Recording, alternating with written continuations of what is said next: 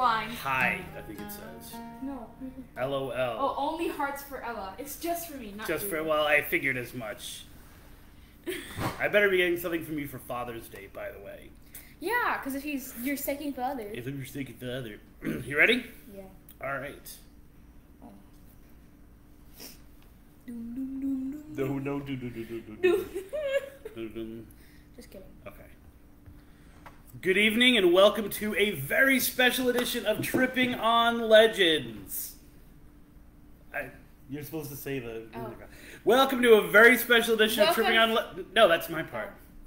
A very special edition of Tripping on Legends. I'm Ella Balzano. No, you're supposed to say your campfire on the crossroads. Oh, okay. Remember that? Say it again. I feel like I've just got to redo. Welcome to Tripping on Legends. Your campfire in the crossroads. I am Christopher Balzano. And I'm Ella Balzano. You are birthday girl Ella Balzano. Not until tomorrow. No, as soon as your mom starts sending you messages about what she was doing 13 years ago today. Well, she did that last week. Okay, did she So really? was my birthday she last started, week? Yes, and well, you did, right? You got like your present and everything. Yeah, technically, yeah. You got your big thing. If you are a fan of the show, you are probably a fan of Ella. Ella has more fans than I do. And if you're not a fan of the show, if you're a casual fan, you can feel free to skip this episode completely. I will not feel bad. I will not. This is different, much different than a regular format. It's much different than what we normally do because we got finished the show last week. I turned the camera off, and Ella had these like. Right? And which I thought was a really good show. I thought we had a really good show. We had a really good flow going.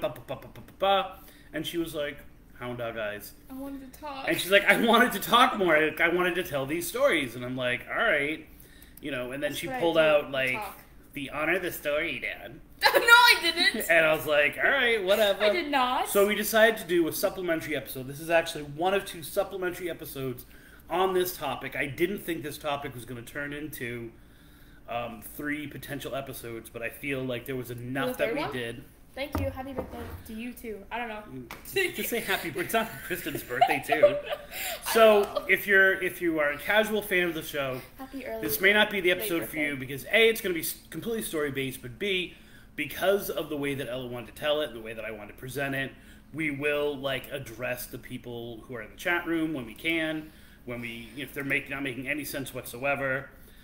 Because it is the eve of Ella's official birthday, there might be some birthday wishes that come out and all that kind of stuff. So it might not be the most perfect episode. And if it's your first episode of this is not what the show is normally like. I do want to start with some business. Is that okay? Can I have like 5 minutes to... I guess. All right, beautiful. So I hope you're following us on social media. That would be IGTV, which we are live on right now, is at Spooky Balzano. And on Facebook, it is facebook.com/Tripping on Legends. She's literally reading over my intro. We also have trippingonlegends.com, where you can follow us and you can subscribe to the podcast wherever you get your podcasts, iTunes, Google Play, Stitcher, FM, iHeartRadio. I heard an Alexa play us on iHeartRadio. Everywhere except for Spotify. And I'm trying to change that. I might actually do a project over the summer. And there are a lot of things coming up over the summer. So you want to follow our social media for no other reason other than that. And the 2 big things I want to talk about are on June 4th. Is it June 4th? It is June 4th. On June 4th, we have... No, don't want to leave the page. June 4th, we have the Southwest Florida Skunk Ape Conference, which is going to be in Charlotte County. I always forget whether it's in Punta Gorda or Port Charlotte, but unless you're from there, you don't really care about the difference in those 2 places anyway. There are going to be a ton of people there. Dave Shilley from the Skunk Ape Museum is, from what I heard this week, is the MC, so he's going to kind of be... Oh, no, he's not. He's going to be there. He's one of the big names. Stacy Brown, RPG from Finding Bigfoot, is actually the MC of it. You're coming with me, right? I mean, sure. I mean, you don't have to. If I don't have camp, I don't know when camp. Why would you have camp on a Saturday? I didn't know it was a Saturday. So Robert Robinson, who is the someone who I met at a conference a few years ago. He was a great guy. Thomas Sinclair, Connor Flynn, Patrick Webb, Mark Muncy, and of course me, and members of Outcast Paranormal. So it's going to be a really big event. I was looking at over some of the seating today. There are still seating available, so grab it while you can. And then the other big event I want to talk about, which is becoming bigger by the minute, is the Astor book launch. You're definitely coming with me to that. Why? Because there's no other place for you to be than with me. Oh, are they going to like somewhere else? Yeah, Mom and Devin are going to Motley Crue. Oh yeah, they're going to the Motley Crue concert. Which they were supposed to go to it like 2 years ago. Like 2 years ago, canceled. COVID shut the concert down, so it's been 2 years coming. So they're excited. I'm interested to see what both of them will be wearing to celebrate that. I'm hoping they both just go kind of tame with it. But it is June 18th in Astor, Florida, the kickoff of where everything started for the... Isn't that Juneteenth? Official launch. Yes, it is. No, I think that's 19th. Oh, yeah. The official launch of Haunted Ocala, which I have a copy of. I've sold a copy. I've done the dedication to. Della was able to be at the Leesburg, so she got her copy, and I was able to read her dedication horribly because I couldn't see. I'm going wicked blind. If you still answered the question on TikTok about the Humpty Dumpty thing, can I still get the book? No, you can't. You can get the book. You can just take it off the shelf. I want a signed copy. That makes me cry. Considering when I opened the book, they both went, yeah, whatever. Because I was in a rush. Remember, we were going there should out the never door. be. We were going out the door. Thank you for the first batch of people who have said happy birthday. And I will not say happy birthday to you again because you can say happy birthday. It might be one of their birthdays. If it's one of your birthdays soon or a little bit before this, happy birthday. Happy birthday. Happy belated birthday or happy early birthday. There you go. Everyone has either a belated birthday or an upcoming birthday. It's either one way or the other. So it's going to be amazing in Astor. We're going to have a showing of the Creature from the Black Lagoon, which of course was shot in the Ocala. That is hilarious. For those of you who are not in my house, who is all of you, I said Creature from the Black Lagoon, and Ella and I both involuntarily turned our heads to my desk over there, where we have a creature from the Black Lagoon. And when I first saw it, I tore it open. I was like, give it to me now. The best part of it was that we'll put him here so that everyone can see it. The best part of it was we both went like this when we said it, as if he was going to be like, thank you. And he was like going to walk down like a red in front of the red carpet, right? And receive an award for thank you very much. So, Creature from the Black Lagoon, we are going to have then me talking kind of before and after. I don't think there's going to be any food, any vendor-y type things. Special people will be able to be involved in an investigation of the extremely haunted Astor Library afterwards. Am I a special person? You are most definitely a special person. Yes! And I'm pretty sure we have almost 100% confirmed that the Herb Appeal will be there as well. What is that? You're going to find out because you're going to be driving for 3 hours with them. No. So it is soaps, it is oils, it is some of the most amazing arrangements that I've ever seen. And so we're hopefully going to either develop or at least promote some spooky-ish kind of themed ones. Probably not in this amount of time, but she is definitely going to be there. I shouldn't say definitely. She is very nearly going to be there.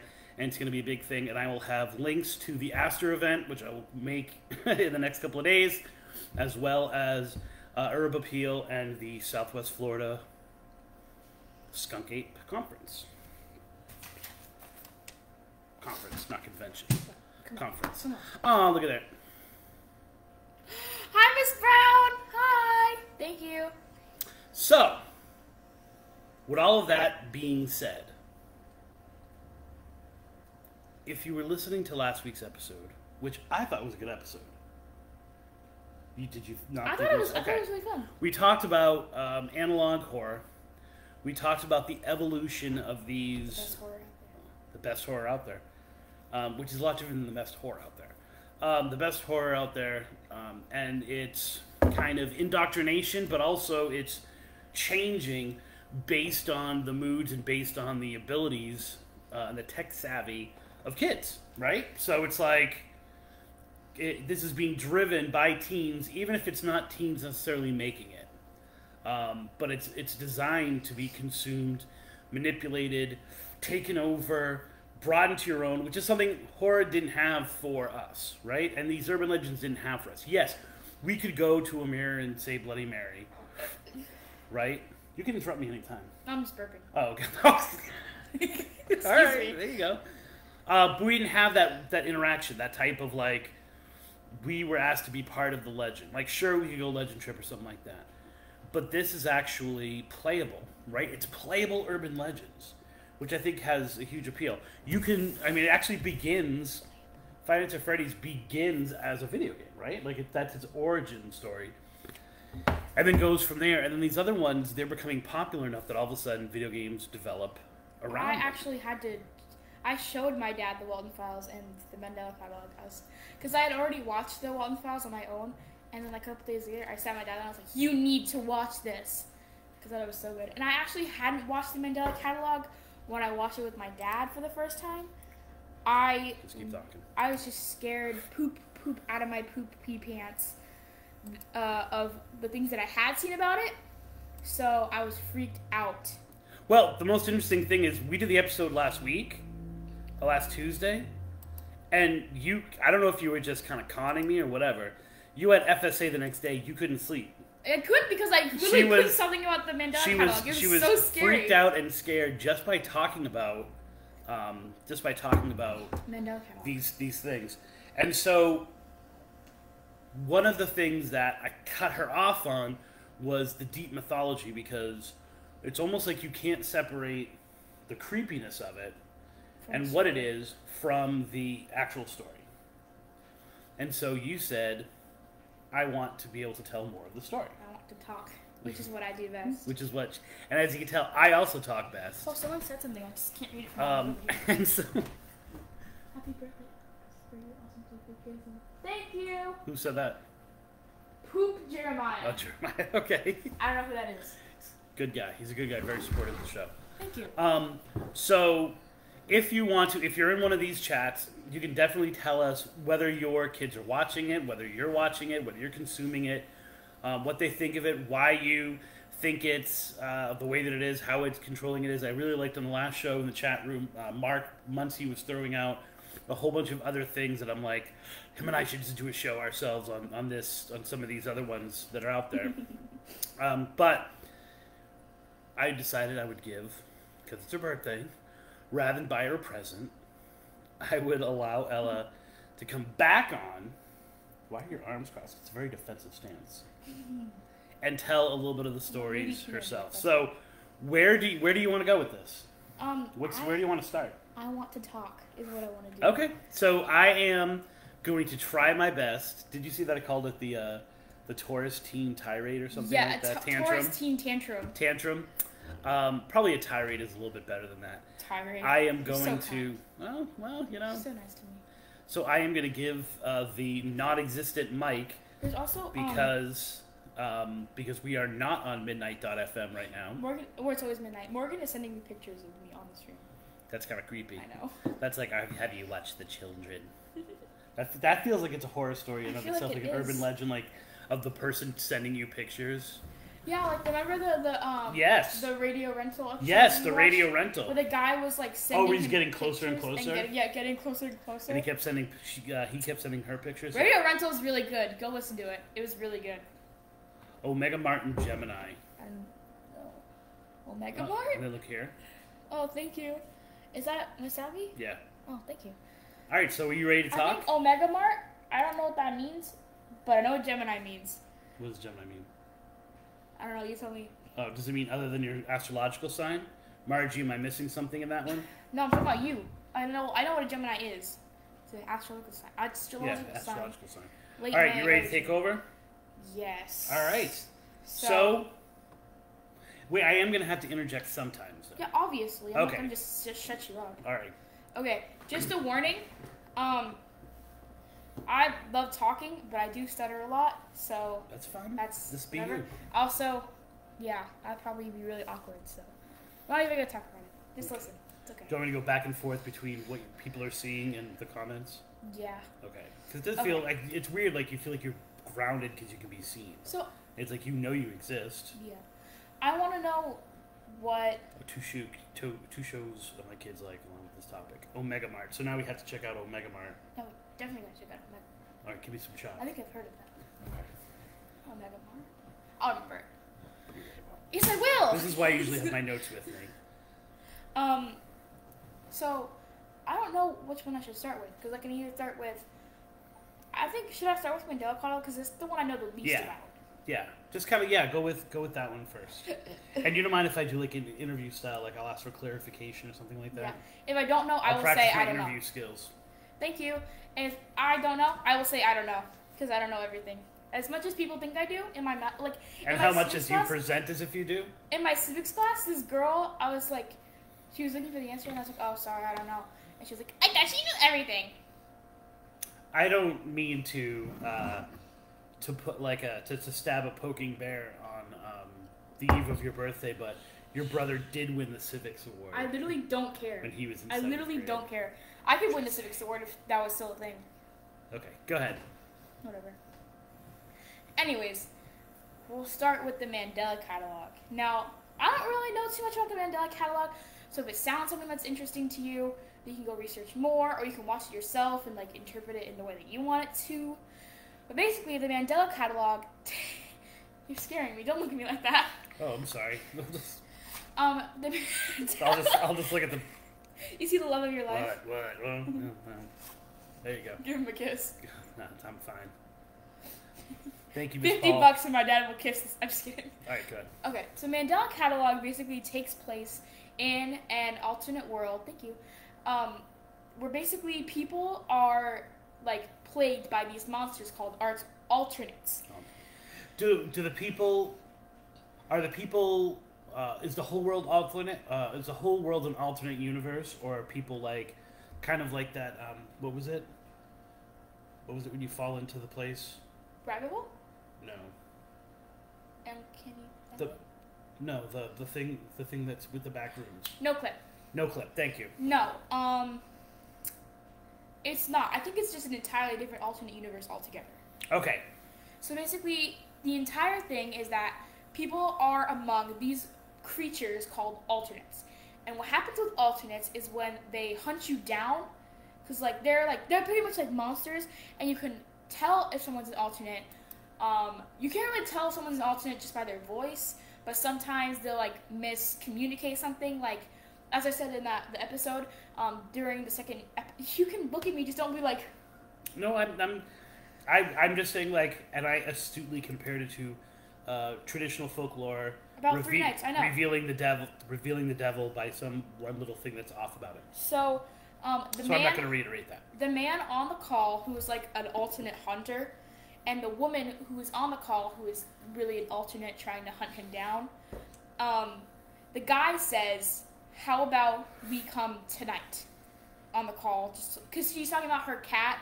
Like her ghost cat is like meowing around her house and stuff. So they're like, oh, we'll come check it out. It might be an alternate. How about we come tonight? And the girl responds with, how about 3 nights?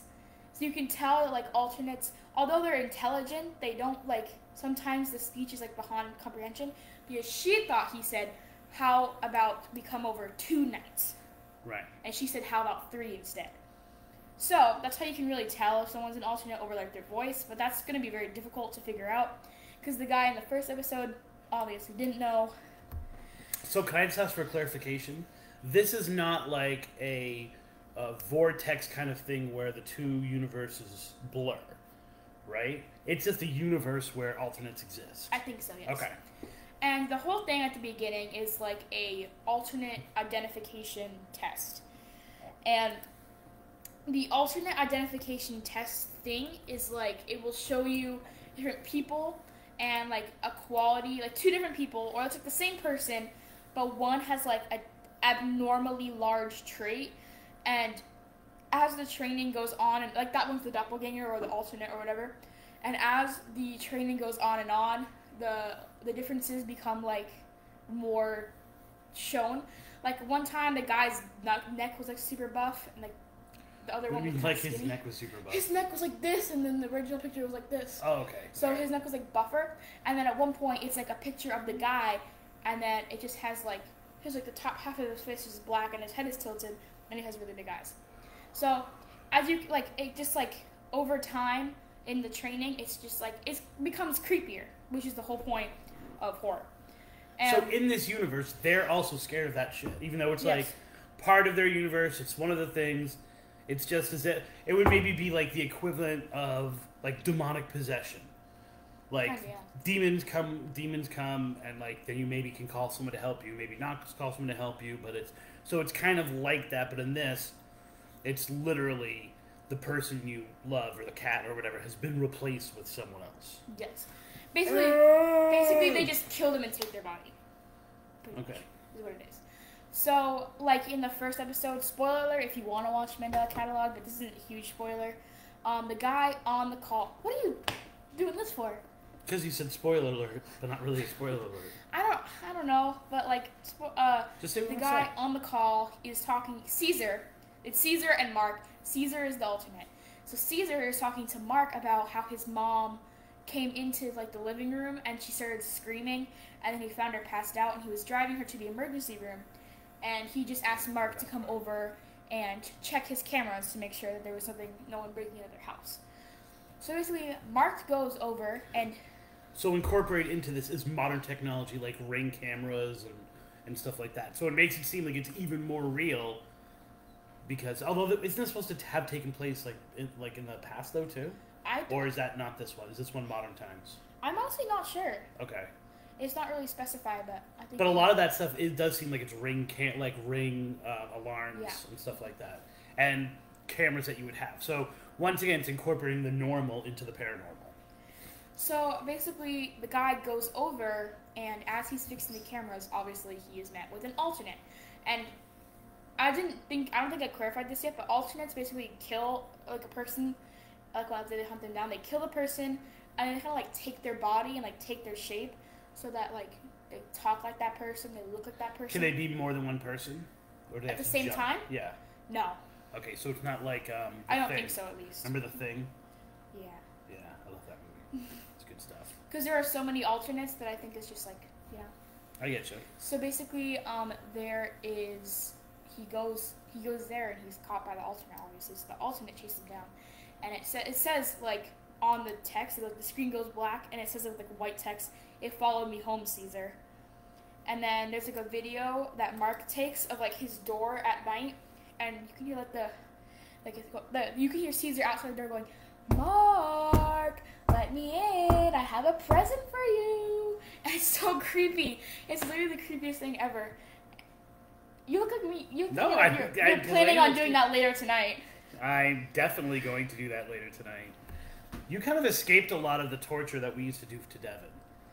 Like when Devin was a kid, especially when we first moved down to Florida, so when he was like 5 or 6, we used to like hide under his bed and in the closet and stuff and like jump out.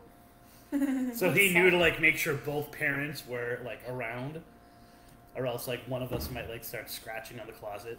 Can you believe we actually did that? We didn't torture you nearly as much. Body Snatchers! Thank you, Abby! Invasion of the Body Snatchers. Kind of like a little bit like, I don't want to say it, but what? Flesh pedestrians. Flesh pedestrians. Don't say the word. Okay. Another word. What is another word for flesh? Oh, okay. Another word for pedestrian. Got it. Put them together. That's what you got. Got it. I don't want to say it out loud. Midwife. The word midwife. Mm-hmm. I'm talking about no. Midwife is one of those things where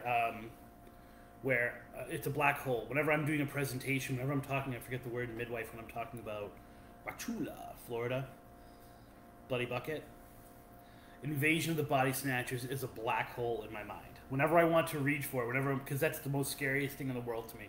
Whenever I want to go, when I'm doing my Donald Sutherland. I never remember the movie, so thank you, Abby, for that. I'm kind of scared. What does "that's not right" mean? She's talking about the fact that you jumped out at Devin's? No, I think I'm not sure if Abby's referring to me scaring Devin or me doing my Donald Sutherland impersonation, but either way, it's wrong.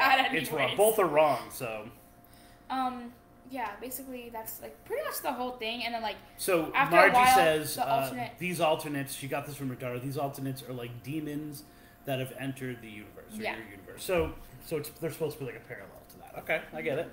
So yeah, that's pretty much all it is. Other than like you can hear like the alternate open the door. Is there like a Lord of the Alternates? I honestly don't know. That might be because it's fairly new, so that might be a reveal that they're leading up to that. But because they sent. I think they posted a trailer for the 3rd season, but I'm not sure. But I think there's like certain ones. I think there's one called The Intruder, and I don't know if that's like like the part where like they runs up to the screen and you can see like the eyes. That might be something. There's also the one, I don't know if this was shown, but it has like a hood and its face is kind of like burnt, and it's called The Intruder, I think. Usually, like once they played things out, they've got to bring a new thing in. Yeah. And these things. Honestly, these people just go on to new projects, or people take it in different ways, so they don't have that jumping the shark moment. They don't have that Cousin Oliver. Do you have no idea who Cousin Oliver is? No, I don't. I'm just gonna nod him. Okay, just do you know what jumping the shark means?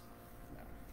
Anyways, that's pretty much like. People just take it, another place. And then like one of the pieces of advice given from the alternate training program is to like hide and have a gun on you at all times when facing an alternate. So you can kill alternates. Honestly, I'm not sure if you can kill alternates or just suspend them. Like a false safety. Kind of like false sense of security. I'm gonna sound like such a nerd. Never mind. No. This is your nerd night. There is a game on Roblox. It's called IKEA 3008, which is kind of like the SCP, which is like the whole point. Yeah. Like like the SCP 3008. It's like an endless IKEA. Okay. And the whole like point a back of it. room? Yes. Actually, endless IKEA. The back room is IKEA. The endless IKEA is also a floor on the Backrooms. So. Classic. I know. Basically, the endless IKEA is that like during the daytime in the IKEA, the employees are helpful. They help you out. During the nighttime, they hunt you. And they're like super fast and they're super strong. And it's really scary. I feel like a whole bunch of things here that I'm gonna have to watch after this. It's really scary. And Continue. then I don't even remember where I was going with it, but yeah, I think the whole point of it is like the only way that you can't kill them until the actual like end of the night, like until it becomes day. You can only like hit them, and that will like throw them back and suspend them, and then they get up and start chasing you again. So maybe that is kind of like what the alternates are. But he has the gun like with him on the bed, and the alternate opens the door, right? And you can hear like the door opening, and he goes like, "Get the out!" And then there's like a gunshot, and then the screen says, "Uh-oh, bad decision, Mark." I think you remember this. Yeah. And then like. Yeah, like you wonder who, because in all of these, right? Or at least the Mandela Catalog and the Walton Files. It's like, who the hell's putting it together, right? Like, who is creating this? Who's taking a snippet from here and a snippet from here? Sometimes commenting, oftentimes not. Well, but in the Walton Files, it's kind of obvious who it is. Go ahead, continue. And then like the whole thing is that like he's dead, And then the whole like next episode, I don't remember too much about the next episode, but it's like these two guys are hunting it, and then the other guy goes back into his car, and the other guy, he's like asleep in the thing, and the alternate is like whispering in his ear like, wake up, open your eyes, wake up. And then yeah, it's pretty spooky. And then so do you believe in alternates or something like that equivalent?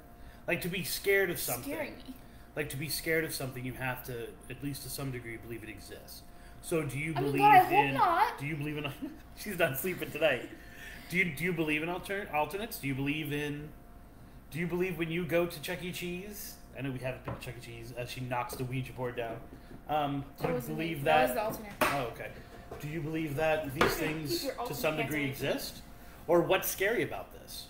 Okay, come on. That you don't know if it's an alternate or not, because it can be it can be your loved one, or it can be right. But if you don't think alternates exist at all, then why is it scary? I think like, that I would imagine maybe if they you do, 'cause I know that if you don't think demons exist, then you can watch The Exorcist and not be like freaked out. I don't think that would happen to me. Okay. I'm just saying that, like, I'm sure somewhere out there that might be one. You never know. Yeah, and all of these stories are very mundane. Like, it's not famous people, it's not rich people, it's not people with powers. It's like the average everyday person falls into these circumstances. Yeah. Not that you're average. You're above average. You're special. Oh, yes. And basically, like, the whole ending is that, like, the guy who was inside, like, goes downstairs because he hears the cat meowing, and the guy that's in the car is like, dude, you're literally gonna die, don't go down there. And then, guess what happens when the guy goes down the stairs? He dies. He dies. He dies. So, spoilers. Spoilers. And the guy is, like, driving away, and you can hear, like, on the thing, like, the alternates are like, it's your fault, it's your fault. And they're, like, sending pictures to him of, like... Oh, really? I didn't think I saw that part. I don't know, that might have been it, but I think, like, they sent pictures of something, like, down in the basement. Yeah. Because you know how they record, like, they were communicating. And really, spoilers with this stuff doesn't matter because it's the even though you're telling them, it's really you have no idea what's going on. The presentation and the disorienting of actually watching it, and that's the beauty of these. Or that's the and then, like, the appeal of these is that they are. We talked about non-binary storytelling, non-linear storytelling, and things like that. But that's an ally. That just like snap, snap, snap, snap, snap. So it's part of the storytelling itself that. You know, they say every NBA games, most of them, you know, they come down to the last 2 minutes. So why watch it? Well, because you like basketball. You can know that people are going to die in this or whatever. And it doesn't really impact the story too much because you're not into the story as much as you're into the tension of watching it and the way that it's being shown. And at the very end, he like driving away. You do have a near perfect nose, by the way. Huh? You do have a near perfect nose, by the way. Thank you. You're too kind. You're welcome. And yeah, basically it ends with him like driving away and he's like screaming and crying. And then that's the end of episode 2 and they don't have a third one. So but you're anticipating it. Like where do you want it to go? I honestly, or do you not I don't want to know where it wants to go. Right, you just want it to be like I just want it to be there. I want it to be like a shock. I gotcha. Okay. So now there's 2 other things that I can talk about. And I can talk about the Walton Files, which I know a little more about, and the lore isn't that hard to follow. Or I can talk about Five Nights at Freddy's. Talk about Five Nights at Freddy's, because I'm a little obsessed with the Walton Files, and so I want to ask you a lot more questions. Okay. And I don't want to talk to you for a little bit, so I'm just going to let you go crazy with Walton 5 Files Nights. is one of, like, it's pretty much like one of my favorite things that in the world. I've seen on YouTube and I stuff. gotcha. Or like any shows. It's not really a show, but like, you know what I mean. I do. Okay, anyways. Five Nights at Freddy's.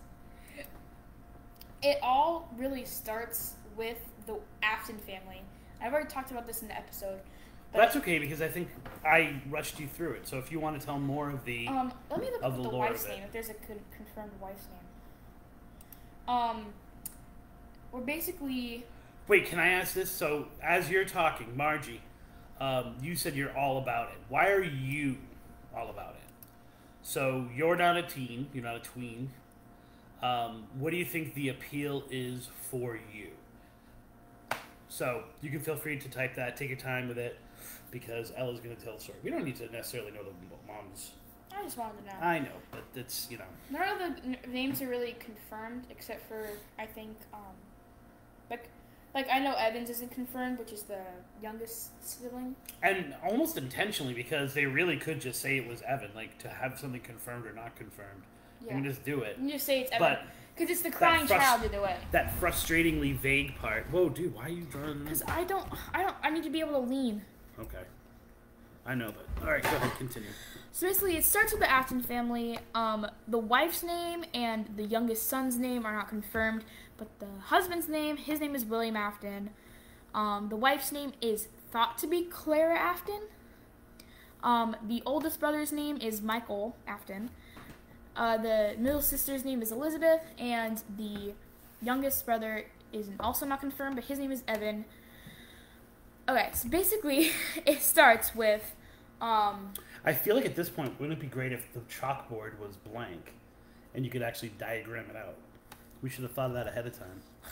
I don't want to get this way. I think Well, eventually it's got to go away. I know, but... Okay, go ahead. Michael Afton is not a creep. It's William Afton that's the creep, because William is really the cause of all of it. Michael Afton is the older brother. Well, Margie has returned that it's something, her kids have drawn her into it, something that they can do together, something they can play together.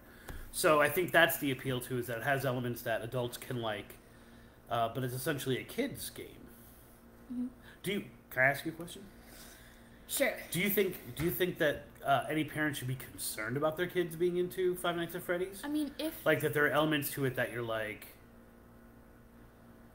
Yes, you can answer that question when the time comes. Okay. Do you think that there's, like, they shouldn't? Like, that anything bad or negative can come out of this? Like, this whole Slender Man killing thing... they always say Slender Man murders, but the person wasn't murdered. So the Slender Man assault or something like that, do you think there's a danger to... I mean, if your children are, like 5 years old and playing Five Nights at Freddy's, because there's something really graphic in the games themselves. Okay. But if your child wanted to know more about, like, the lore and stuff, then I don't It gets a little more disturbing. It gets a lot more disturbing. Although, you know, like, things biting people's heads off is pretty graphic. Well, honestly, if you don't do, like, the games, I think it's, like, the lore is not really shown in the actual, like, thing, like, the actual game itself. Other than just, like, if you're just doing the night guard, like, I don't think it's... I gotcha. But, like, and Margie brings up a big point, which we've talked about, and all things having to do with this stuff, which is, watch it, talk to your kids, it's fine, right? Like, you can process through it. I mean, 5 might be a little bit too young anyway. But, I mean, if you're a tween, if you're a... then, you know, any of these things that they're watching, which is kind of why we're doing the show, too, is so that people are aware that this stuff is out there. Harmful or not. Okay, continue with the story. Okay, so basically, to answer your question, I think the crying... Say the question, because no one else can see it. The person asked the crying child, who do you think it is? I think the crying child is Evan, because the whole point of his backstory is that the original Five Nights at Freddy's thing, called Fredbear's Diner, I think it was, had these two animatronics called Golden Freddy and Spring Bonnie, I believe it was. And basically what these things were that not only were these animatronics, they were also suits made to be worn by people. However, the suits were made of things called spring locks. And what happened with these spring locks was that they're like in the actual suit itself, and if it's touched by even like the slightest bit of moisture, they clench together and like kill you. Can they snap without moisture? Like, or can other things set them off? I think it's only moisture. Only moisture. And of course that fits in with the whole crying thing. I'm literally about to say that. I'm sorry. The whole thing was that, like, they're supposed to be worn by people, so obviously there's going to be a lot of fatalities. Now the thing with Evan... Fatality. So the thing... That's from Mortal Kombat, I know that. Are you proud of me? Yeah? And TikTok. So the whole thing with Evan Afton is that he was like scared poopless of these animatronics. They scared him so bad that he would cry like when he had to go to his dad's establishment and stuff. So his brother Michael taunted him by getting his friends to wear like animatronic masks and drag him towards Golden... I don't know if he was called Golden Freddy or Fredbear at the time. He was probably called Fredbear at the time. But they put... Based on the timeline stuff I watched, he was just Fredbear. They thought it would be really funny to put Evan in Fredbear's mouth. Not as funny as hiding in your son's closet, but up there with it. Same kind of torture. And spring locks, obviously, activated by moisture. Crying child. They don't mix very well. So Fredbear's jaw closed right on top of Evan's head, and Evan is dead. So that whole place shut down, and they opened a couple, like, another thing. And then William Afton, who is terrible. He's a terrible person. Oh, yeah. He opened up another diner, and this had Foxy, Chica, Bonnie, and Freddy. And these were all, like, the animatronics. And there was also someone called the Marionette, who was, like, kind of like the security guard-ish. So, what are you looking at? Oh, I'm seeing if there's a picture of any of these things that you're talking about. Not in that one, I don't think. This is all about the fun time of Oh, okay. And the marionette is kind of like a protector. Right, and from the visuals that I saw, the marionette is a lot less defined. It's not like a cute little animatronic. It's almost like a it's kind of like a puppet. bones. It's a puppet. That's the whole point. It's the marionette, aka the puppet. The puppet. Which is the whole point in like the second Five Nights at Freddy's game, is that you have to keep winding the music box, or the puppet will come after you. You know. So the whole thing is that William Afton, a terrible, terrible person, came and killed 5 kids. If you wanted to know the kids' names, you probably don't need to know. You don't need to really know the kids' names except for one. Do they ever get into why, other than the fact that he's evil, that he does this? No. It was the remnant thing, right? Well, right, but even that part of it, like, I feel like it's the pitch meeting where he goes, well, why does he do that? Because he's evil. Because he's evil? Yeah, but what's his motivation? Oh, he's evil. Like, I feel like William Afton's just like, because he's evil. But part of it is, can you explain what a remnant is for those who are not in the show? My dad probably knows more about remnant than I do, but remnant is basically like, it's thought that like when you're killed, like your misery like becomes.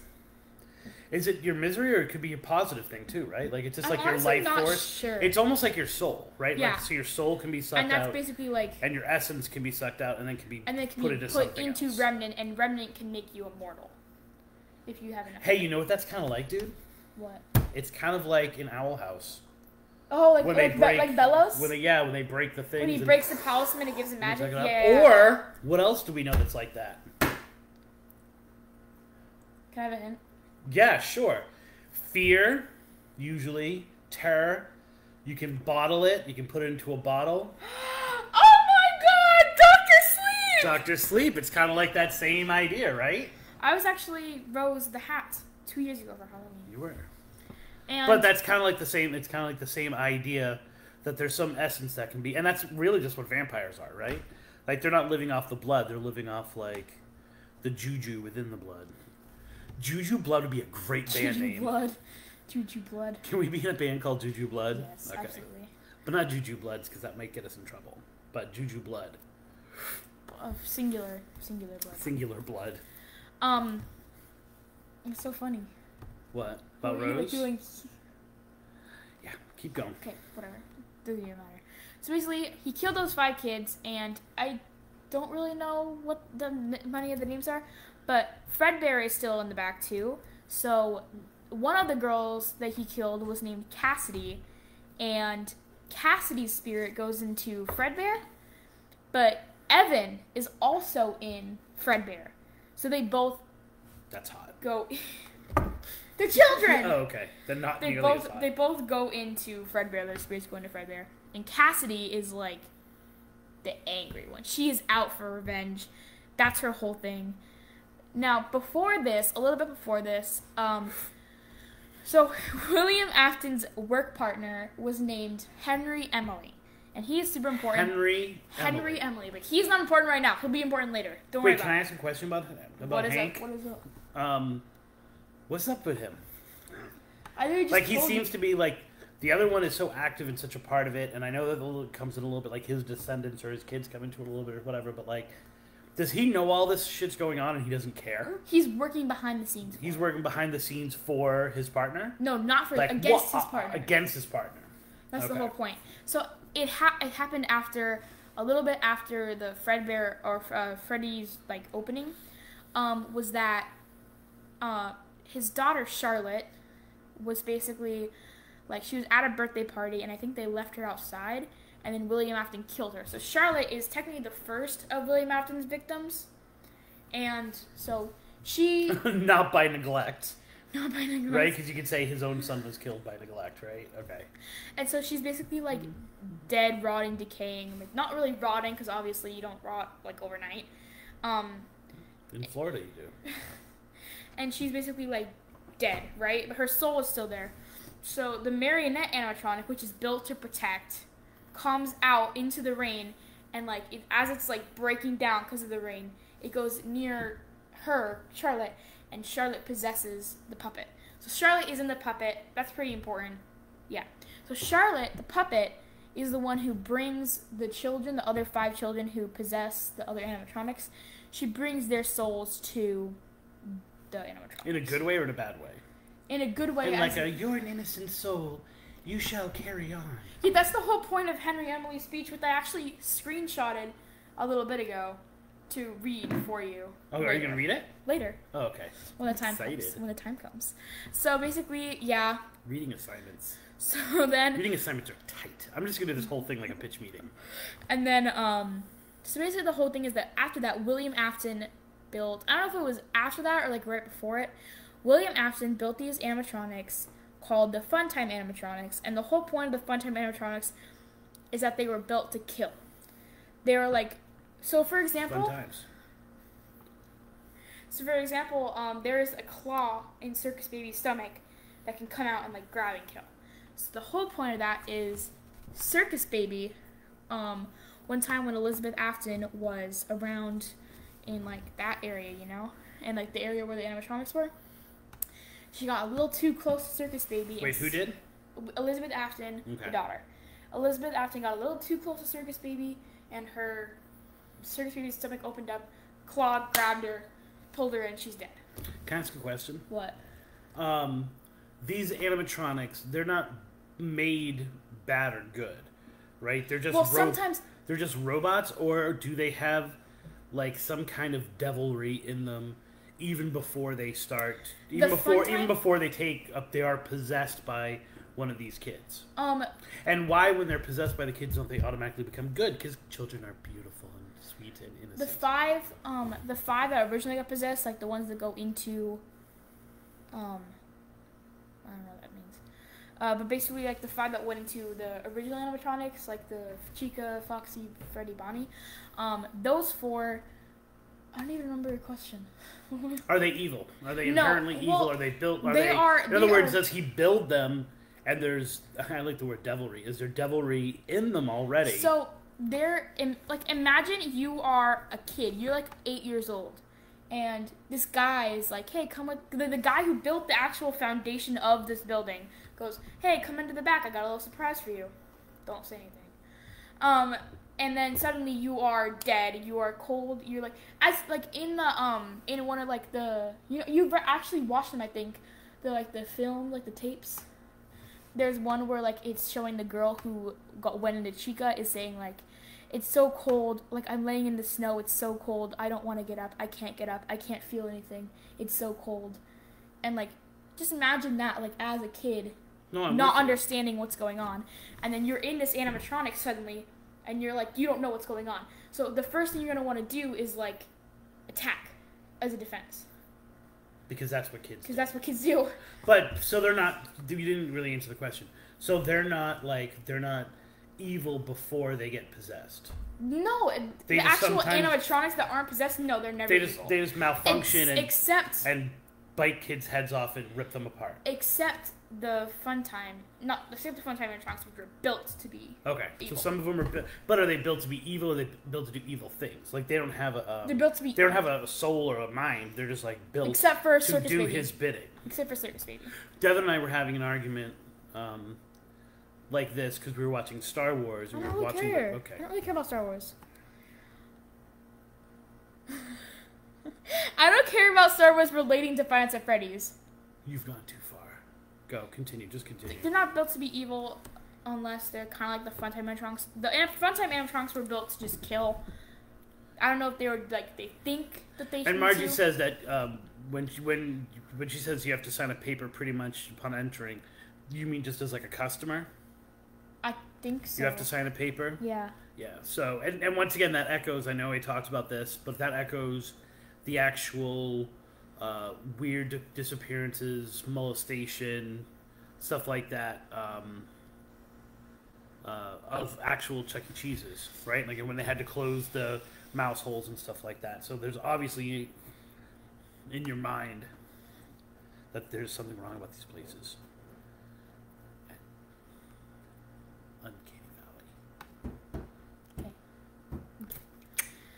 Anyways, I don't even remember where I was going with this. So then after that, they're dead. Oop, sucks.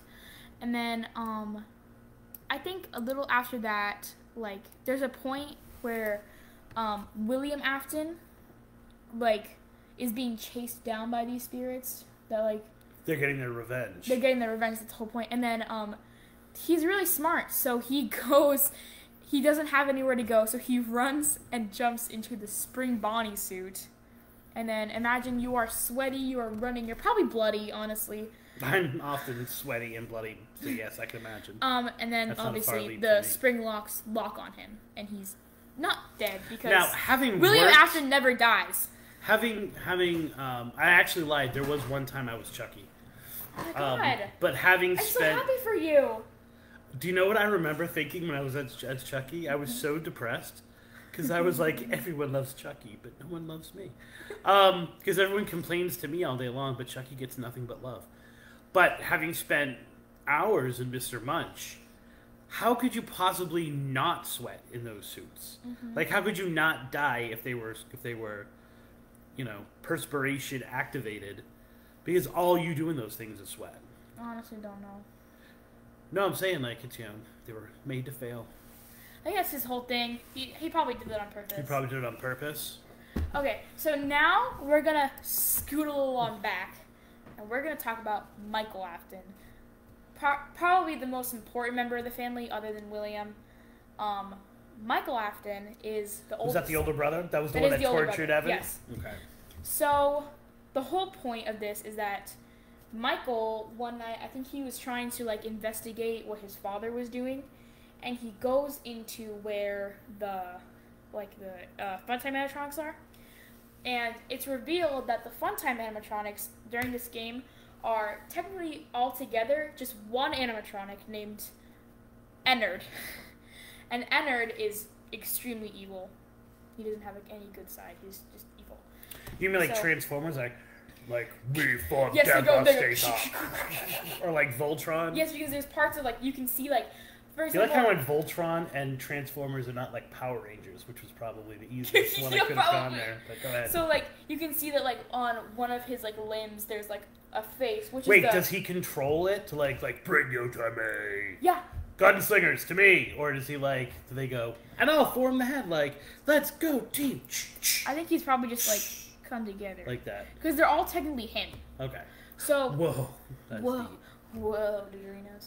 So basically, they all come together, and then there's a room called the Scooping Room, which the Scooping Room. The Scooping Room. Now, having worked again at Chuck E. Cheese, I think our version of the Scooping Room was much different than what you're talking about. And but what's that? This Scooping Room is supposed to be for pulling apart parts of an animatronic. We all know William Afton was doing that on purpose. The Scooping Room, activated by Ennard, is basically like, it's like this handle thing, and then there's like a spoon right here, and it's like a huge spoon, and it goes like this. And like full power, it goes like this. So what does it do? I don't get it. I totally don't get it. It scoops out your organs. Gross. Okay. I mean, I thought you were gonna go the whole ice cream thing, but okay. If you're a animatronic, obviously it doesn't scoop out your organs because you don't have organs unless you're like a body inside of you. But like there is like a part of like if you listen to Circus Baby's lines, it basically tells you all about it. She's like, "Do you know why they call it the Scooping Room?" I like how you like bring it to me. Because it has a scooper, silly, and so it talks about it. You should all listen to Circus. I love Circus Baby's voice, but anyways, the whole point of it is, and then activates the Scooping Room. Michael right in front of the scooper. Bam, bam, bam. He's dead. Aww. But okay, good. But that is not all we're going to hear from him because Ennard comes back and he goes into Michael's body and then he patrols around the streets as a normal person. Normal, except Michael's body, who I think is still alive, kind of, starts to rot and his skin starts to become purple. And then once Ennard basically like gets sick of this body, he like goes out into the sewers and leaves Michael. But Michael just kind of like it's in a video and he just kind of like leaves his body and goes into the sewers, but then Michael just like stands up. Michael is okay. He's not dead. He's just purple. Basically, then he wants to investigate his father more.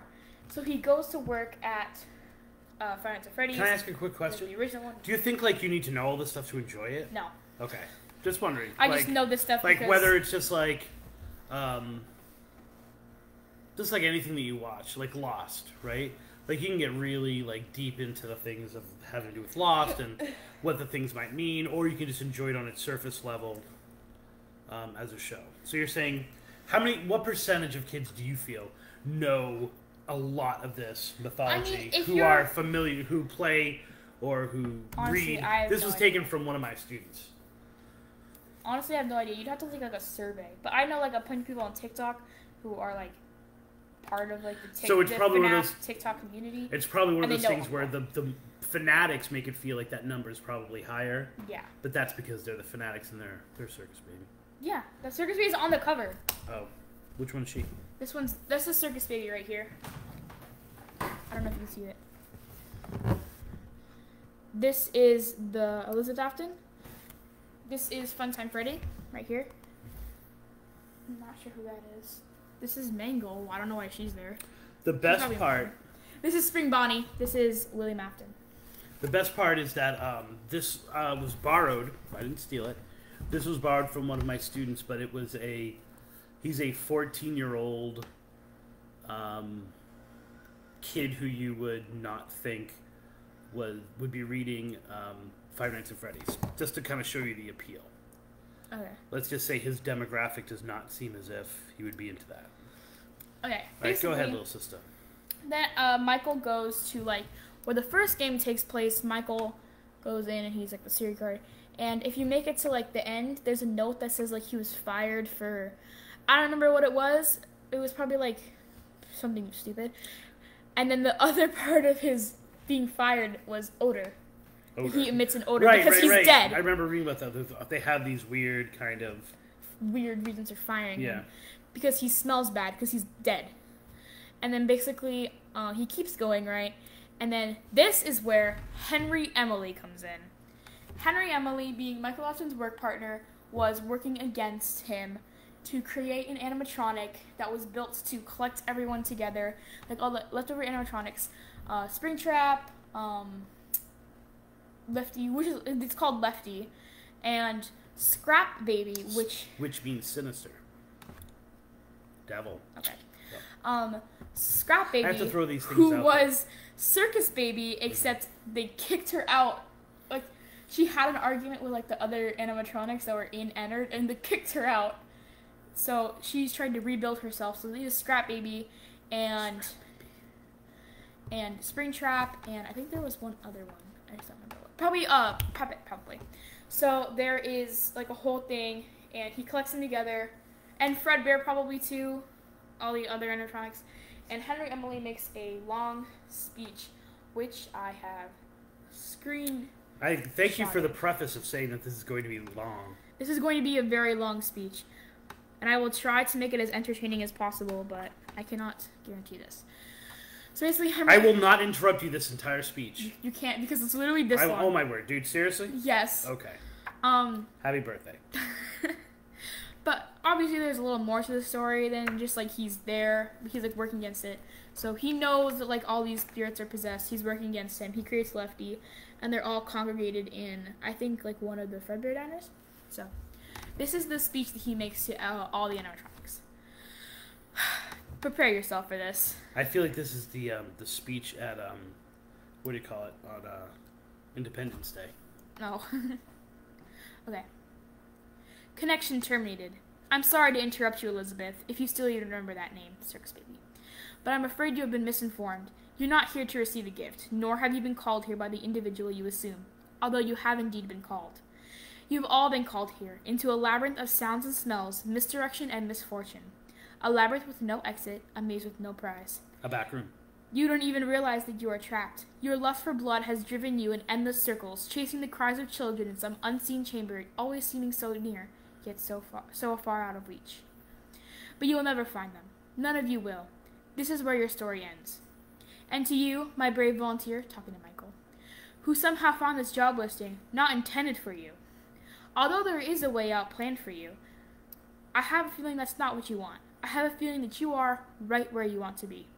I am remaining as well. I am nearby. This place will not be remembered, and the memory of everything that started this can finally begin to fade away, as the agony of every tragedy should. And to you monsters trapped in the corridors, be still and give up your spirits. They don't belong to you.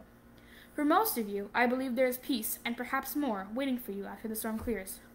Although for one of you, the darkest pit of hell opens to swallow you whole, so don't keep the devil waiting, friend. My daughter, that's talking to William, by the way. My daughter, Charlotte, aka the puppet. If you can hear me, I knew you would return as well. It's in your nature to protect the innocent. I'm sorry that on that day, the day you were shut out and left to die, no one was there to lift you up into their arms, the way you lifted others into yours. I've heard this speech. Yeah. And then what became of you? I should have known you wouldn't be content to just disappear. Not my daughter. I couldn't save you then, so let me save you now. It's time to rest, for you and for those you have carried in your arms. This ends for all of us. End communication. I love that speech. Mic drop. Mic drop. How many stories are... And then... How many canonic stories are there? In this one? Well, I mean, other than, like, so for the video... How many video games are there? 1, 2, 3, 4... Oh, wow. There's the 5th one. There are a lot of them. There's also... Oh, wait. Also, crying? William Afton. I missed, like, an entire thing. 1 second. I'll tell you later. William Afton created an idea to help get his, like... After Henry and Emily set fire to this place, all of them are killed, yada, yada, yada. The Springtrap, William Afton is very stubborn. He always comes back. That's something you're going to learn. He's like Jason. He always comes Freddy, back. It's not even... Mike Myers. And so basically, he... So Henry and Emily sets fire to this. And because of the popularity of, like, this story that's happening with all these animatronics and, like, the spirits... people create, like, games based off of it, and one game is called Help Wanted, and William often puts, like, a part of his, like, corrupted file of himself in there, so if someone, like, gets it, they get, like, the disease that he has, like, the disease he puts in there to, like, make themselves, like, an Afton, you know, thing. No, finish that sentence. Like an Afton disease, kind of, like a William disease. So he puts a virus that's actually becomes a virus? Yeah. That's deep. But you see how meta that is? Like, how... And that's part of the appeal of it is that, like, it's a game that has this elaborate story, and part of that story is that they take that story and they make it into a game, which then extends the story, which then extends the game. I got you. And then, basically, there is a girl named Vanessa who plays this game and gets the William Afton disease. And her name is Vanessa. I think I said that already. Mm-hmm. Vanessa. Can I ask a weird question? Sure. You ready for this weird question? Sure. Don't roll your eyes at me, young lady. Sure. What do you need? I just want to know this. It's totally not related to anything you just said, other than the fact that I was thinking about, like, Vanessa, Elizabeth, Evan, Michael. Are minorities represented in these games at all? Like, are there African-American characters? Are there Hispanic characters? I know there's a lot of, Are like, there non-binary characters? There's actually a huge fight about, like, Mangle, specifically, like, what their gender is supposed to be. And when someone asked Scott Cawthon, which is the creator of FNAF, what Mangle's gender is, I think he said yes. Like, that was just the response. Yes. Do you think that that's just a sign of the times? Or in other words, like, the audience kind of demanding that and kind of putting that on some of the characters? Or do you think, like, any of this is designed? Because it just seems like a very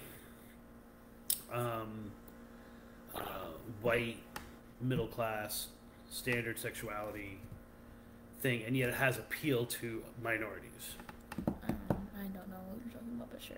I don't know. What is unclear about that? Like, I'm not really listening. That the characters in the story are not minorities, right? They're kind of like standard fare, but it appeals to people who are minorities.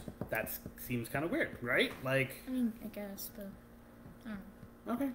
So the whole point of it is that Vanessa gets the disease, and when she puts on this, like, bunny costume, her name is Vanny, which is, I actually realized today, is a cross between Vanessa and Bunny. Yeah.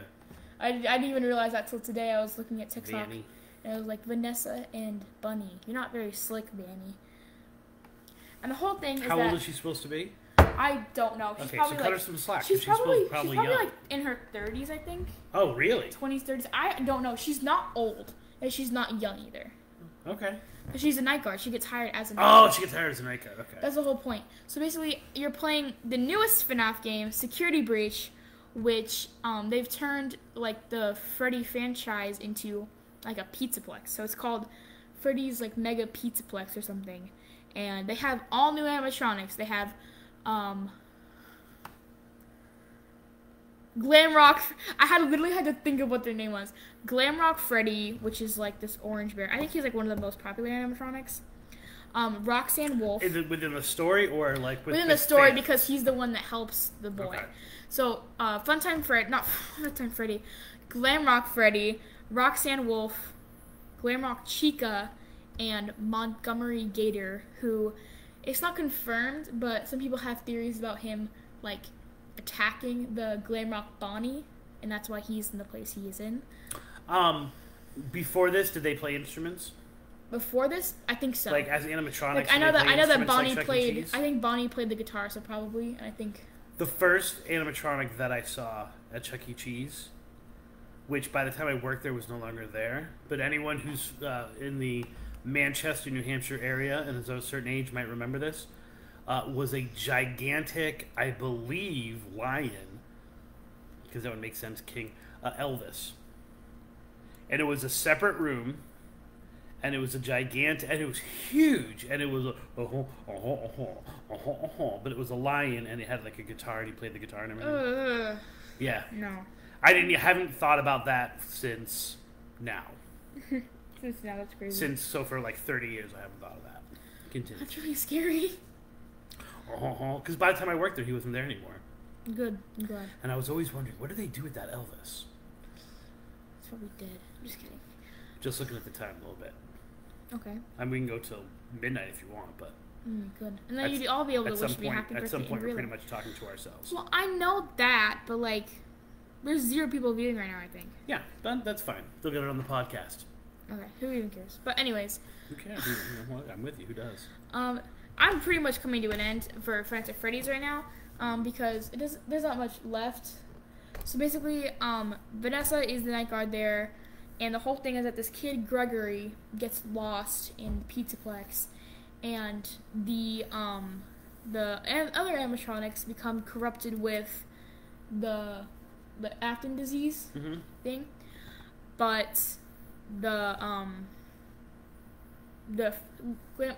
Freddy had a malfunction, like as they were performing that night. So he was taken to like the maintenance rooms, and so he doesn't get the disease. So he helps Gregory. So he's like, yeah, the hero. Yeah, kind of. Gotcha. So he helps Gregory throughout it, and there's also Sun and Moon, which are like, basically there's like, it's Sun, right, and he's like the daycare worker, and he's all like happy and sunshiny, but when the lights turn off, he turns. Well, I don't think in the actual Pizzaplex without the disease, he's malicious. I think he's just kind of like aggressive, more aggressive than Sun, and kind of like moody. But when he has the disease, he hunts you basically, and you have to find all the generators and turn them back on in order to bring out the fake Sun. To bring Sun back out and be safe. Gotcha. Basically, at the very end, there are a couple different endings you can get, but I don't remember much about the ending of that one. I just know that, like, one is that, like, William Afton comes back. Crazy, right? And then he gets burned to the ground I know again. these. Really? Yeah, they're on a hill? Yes! Yes, I know these. I know these. Yes, and they're on a hill, and there's 2 endings where he, like, where Vanny sends the boss to disassemble Freddy, and they succeed, but then he, like, manages to save her from the disease, so they escape with Freddy's head, and then they're on the hill, obviously. And then there's one where only Freddy and Gregory escape, and like William Afton sends like all the animatronics after him while Freddy is trying to fight the disease, and then they escape. Obviously, is there a potential for the disease to like reach the world? Honestly, I don't. So it's like a zombie it type might. thing. I think maybe it might. Okay. But anyways, just no one watching. It's okay. Anyways, that's basically the story is for the story, man. That's basically all there is to that. I'm sure there's parts that I missed. I'm sure there's like little details and little things along the way. I mean, that's a pretty intricate like web of story going on for something that's just supposed to be like a little game, you know, which is what allows it to exist like in these other forms. Mm-hmm. Is that you can take any string of that and pull it. You know, it's kind of like, I know you don't like this example because I just used it, but like Star Wars, you go like, ooh, okay, this one person was mentioned one time in a movie. Let's make a whole series about them. And if the story's compelling enough, then you want it. And you go for it. Walton Files. Walton Files. My personal favorite of all these three. I love. Although I'm gonna have to get into that Gemini and the Omega card. Omega Mart. Omega Mart. Wait a minute. I feel like I know Omega Mart. Me too. Give me 1 second. Wait a minute. Wait. What was I watching? That I think that they did that. Oh, was it in Loki? Was that where they were? That's a place. Omega Mart. It's a place. But I think in Loki there was some place like Mega Mart that was like a Anyway, don't look it up now. Don't look it up now. Okay. Talk to me about the Walton Files. The Walton Files won't take as long as Five Nights at Freddy's because I'm thinking that you should not take more than 20 minutes. Okay. That we should probably end this around 10. Okay, I'll try. I don't think it's gonna be longer than 20 minutes because the Walton Files it's pretty concise, clear to the point. Other than like a few points where like it's like who possessed this person, who possessed this person. Basically, the whole Can I ask thing. you a question about the Walton Files before you start? Yes. You have, I'm going to use the word canonic again. You have the two canonic videos? Three. But then you have the creator or characters like, or things that are on Creepypasta that extend it, right? So it's like it's not... There's also spin-offs made by the creator. Not spin-offs, but like, kind of like... But I mean, things get like leaked about like what something meant. So it's and like... something about like findjackwalton.com, I think it's called. It's like a site. I'll bring you that later. So, can I just say something really quickly? So I was watching this thing about how whenever Tolkien... You know who Tolkien is, right? Mm-hmm. Whenever Tolkien was asked a question or for him to clarify something, he would always answer the person's question with like these obscure references that hinted at that there was more going beyond. So when someone said, "Well, why did the birds just not carry them all the way to Mordor, to the the ring, the eagles?" And the obvious thing is that like, well, that's he's thinking of the story. The story's 10 minutes long or like 10 pages long, but he always hinted at there was like, oh well, because of this, and he would throw out these references to like Ictor and like Risley, Camero, and people. So there was always I just was taking things like this. There was always like there's a whole bunch more stories that need to be told. Response. So people wanted a clear-cut answer, but the answer was always. And I feel when I've looked at Five Nights at Freddy stuff and Walton Files stuff, like little Reddit streams and threads that I've followed, it seems that it's like... We need to get you watch Boosie's Ghost. It's like, here's the answer, but it really answers absolutely nothing because all it does is point at other things that that are gonna come out later or that are never gonna come out, but they have a reason. You just don't know it because you don't know this part of the story. Okay. All right, continue. So basically, it all started... Who's Walton? Is that a last name? Walton is a last name. Okay. I just want to get into that. Oh, okay. Sorry. It all starts... Sorry. It all starts with basically this family called the Waltons. Crazy, right? So these all have confirmed names, unlike the Aftons, which are kind of left to interpretation with, like, Evan and Clara, but... Good night, John Boy. The hell are you talking about? Exactly. Continue. You're scaring me, dude. But basically, there's the husband, Jack, the wife, Rosemary, the oldest sister, Sophie. I'm not sure if Ed or Molly is older or younger, but Ed and Molly are, like, the two younger siblings, and Sophie is older than them. So basically, one night, Ed and Molly had a dance at their school. So mom and dad. Mom and dad. And then 3 kids. And then 3 kids. Kind of like the... Like a nuclear family. Okay, yes. Continue. So basically, yeah. And then there's also Jack Walton's business partner, Felix Kranken, and his wife, Linda. Now, Rosemary and Sophie had the dentist appointment, and her mother needed to take her to the dentist appointment. And I don't know what their father was busy with, probably something... I like how you, like, lead in when you're ready. Let me tell you the story. Oh, I'm gonna just... I got you. I have to... You can just do it without saying it. And then, excuse me. And then, basically, I don't know what Jack was doing, but he couldn't take them. And so basically, he called Felix and was like, hey, can you pick up Ed and Molly can you pick up Ed and Molly, drag them to the dance, and then pick them up and bring them back at the end of the dance? Felix Kranken and his wife, Linda, were going through a very rough divorce at the time. And because of this, he started drinking alcohol. So Felix is drunk, I don't know if he was drunk when he picked them up, but he is drunk as he drives Ed and Molly back to their house. And, like, the children are like, Mr. Felix, you shouldn't be drinking while driving. And they keep trying to warn him to go slower. Shut up, you dumb kids! And they try to keep warning him to go slower, and they try to keep warning him that something's going to happen if he keeps going this fast. And on May 2nd, 1974, Felix Kranken crashes the car, killing both Ed and Molly. And because he is so scared, he doesn't want to tell Jack what he's just done. He buries Ed and Molly in the forest nearby. But Ed and Molly have a little gray rabbit sewn by Jack and Felix.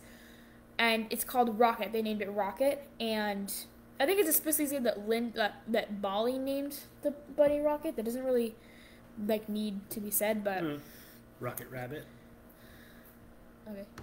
Anyways, they have Rocket with them, and obviously, per analog horror, both of their spirits go into Rocket. That's pretty much the last you hear about those two, other than just, that's really? what caused the whole thing. Yeah, they don't really play a big part other than the fact that they're dead. Okay. They basically, obviously, Felix, goes missing because... Can I look something up really quick while you're talking? Yeah, wait, let me do it. No, I got it. I know Dad. it. I know your password. I don't like when you go through my phone. I'm not going through your phone. Go, talk. And then, basically, Felix, stops talking to Jack. He, pretty much blocks him, doesn't talk to him at all. Mm-hmm. Is struggling? I'll tell you a funny story afterwards. Continue. Okay. Anyways. And he, pretty much, doesn't talk to Jack. So Jack, one night, in, misery, just goes missing. He goes missing, no one knows where he is, for a really, really long time. And then, basically, Felix opens up Bob's Burgers, which was what they were going to do. And, as him and Rosemary were, working on setting it up, Rosemary was also looking for Jack. So, she would go to the restaurant at night and, look for Jack. And she would go when it was closed. And one night, Rosemary went, and there was a voice from the back rooms telling her that, hey, your husband's back here. Come back here. Your husband's here. And she was desperate, so she went back there. And it's in the actual video, and it's talking about, when Rosemary got to the, when Rosemary got to the back room, she didn't find her husband. What she found was a rat. And then it cuts to Bon, which I didn't talk about the inner talks, but it's Bon the bunny, who's a blue bunny, Shaw the sheep, a yellow sheep, Buzu, and I think... a Zuzu. I think I said that in the last one. And I don't know if it was... I think it was Vanny, or it's those three, but Vanny is also there, and so is the other one. I'll tell you, I think his name's Billy. Basically, what happened with them is that, Bon, which is pretty much the cause of all of the dead people, it shows a picture of him, and he's leaning forward like this, and he's a smile, and he's going. It's he found a rat, and then it shows her getting Rosemary got killed, obviously, and then Bon dismembered her and put her in the Shaw the sheep animatronic. Yeah. To hide. To hide her, yeah. To hide, not like possession-wise. Yeah, but she did possess her, but... Okay.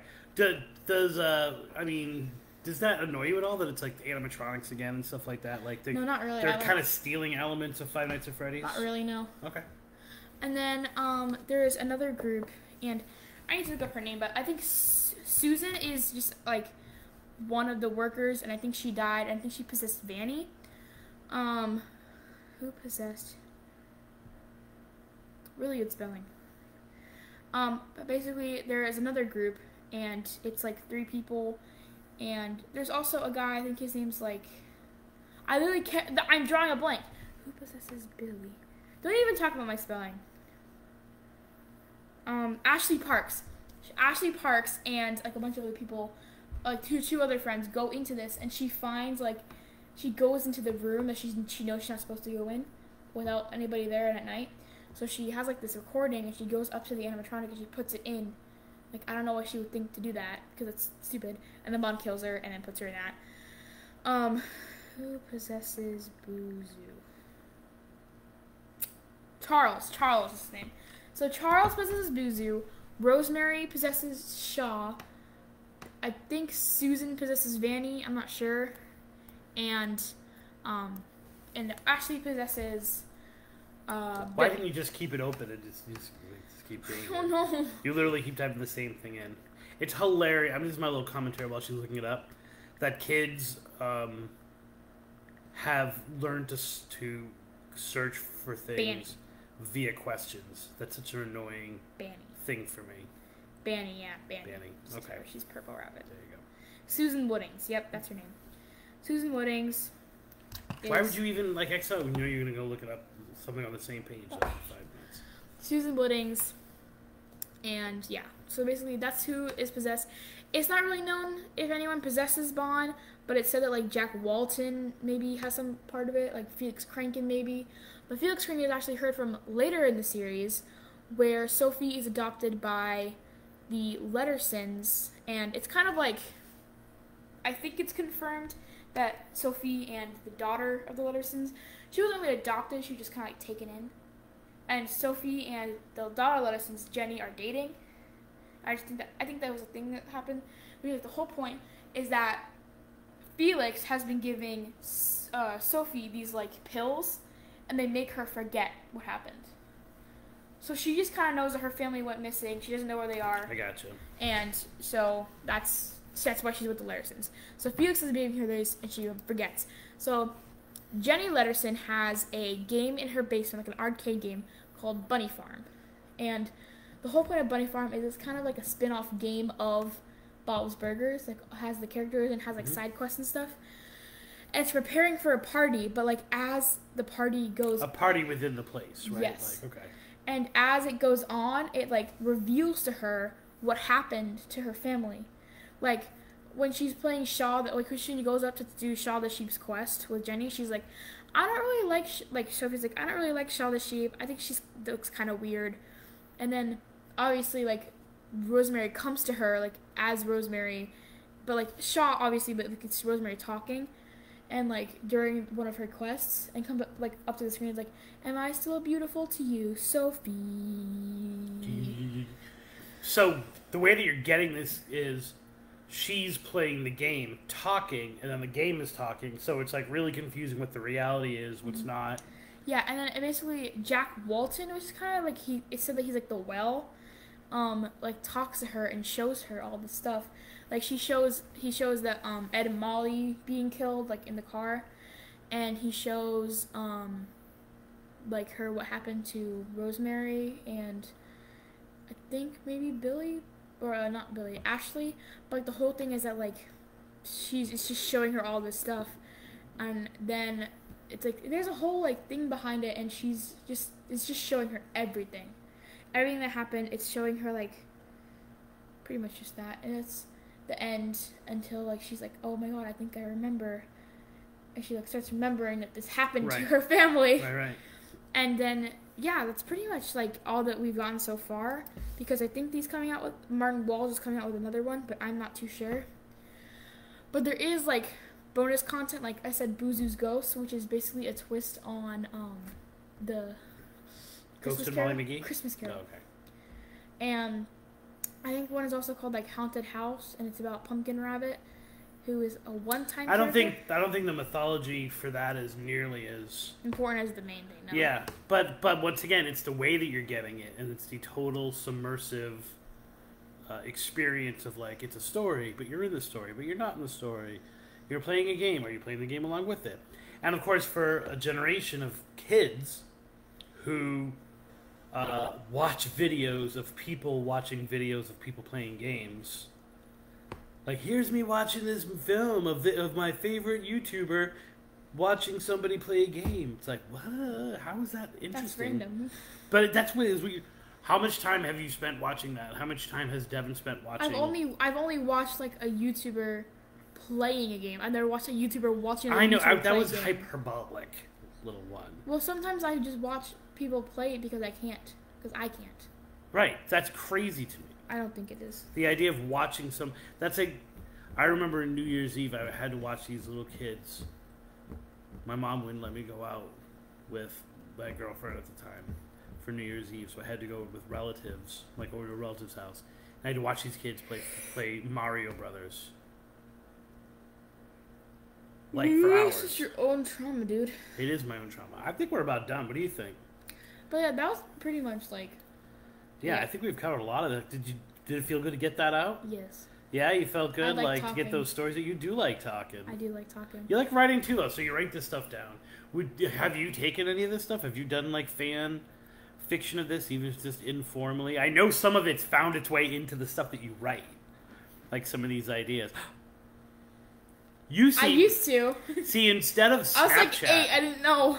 Instead of Snapchat, you should have asked for a creepypasta. For a creepypasta membership instead of Snapchat. Good. I'm good, thank you. But more productive. When I was like 7 or 8, I didn't know any better. What do you mean you didn't know any better? Like, that's the whole fun of this stuff, is being involved in it. I didn't know any of like the FNAF stuff, so I have 2 notebooks. 2 notebooks. I thought you could be like, I commented on something. You're like, they're all drawings. So I wrote this much worth of like. They're all drawings, and I know. Oh my god, you scared me. Why? We're talking about horror right now. Are you guys live? Yeah. Oh. Say hi. Hi. Yeah, and they're all pictures, and it's I don't even want to say it. They're pretty funny. I know. Yeah, I know they are. I'm not even gonna say what they're about because it's terrible. So we're gonna put a because I didn't know any better. We're gonna put a fork in this episode. I think Devin's arrival on the scene has you signaled. messed me up. So, like I said, I am gonna do another supplementary. I'll probably do it live. We'll probably do an L's Not Around episode about this man and this man and the other one, the game. Yeah, the game. But I really thank you guys very much, especially those people who came in to wish Ella happy birthday. We are still 2 hours away from the birthday, but we're not going to do a marathon, another 2 hours of the show. Well, we're going to watch Owl House as well. Yes, we will watch Owl House. You can follow us to make sure that you get kind of all of this information, or if you want to give her a belated birthday, or my birthday is coming up. Happy birthday. Thank you. He's a Gemini. I'm a Taurus. I'm better. You can follow us on social media. The best place is IG. IGTV has been running around with us tonight. And obviously... IGTV at Spooky Balzano. And, of course, Facebook is facebook.com/trippingonlegends. Trippingonlegends.com is the main website if you're looking for some really scary stories, some news stories that kind of have to do with urban legends, stuff like that. That's also where we post events that are coming up. We do not have a virtual tip jar or Patreon yet at this point. Maybe in the new year. Like, really, the new year begins with my birthday. Why are you glaring at me like that? And then, of course, you should subscribe to us wherever you are. Any last things you want to say? If I got any details wrong, which is what I'm going to say later, which I was going to say earlier, if I got any details wrong, please tell me because I need to fix it in my brain. So, I don't have incorrect information. And I'm not allowed to, if I even knew whether it was right or not, I'm not allowed to because I'm too critical. Because it's my night. It's your night. It's my Taurus. Tonight is your night, bro. Tonight is your night, bro. Way over her head. There are maybe like 5 people that follow this that would have gotten that. Yeah. Have an amazing night.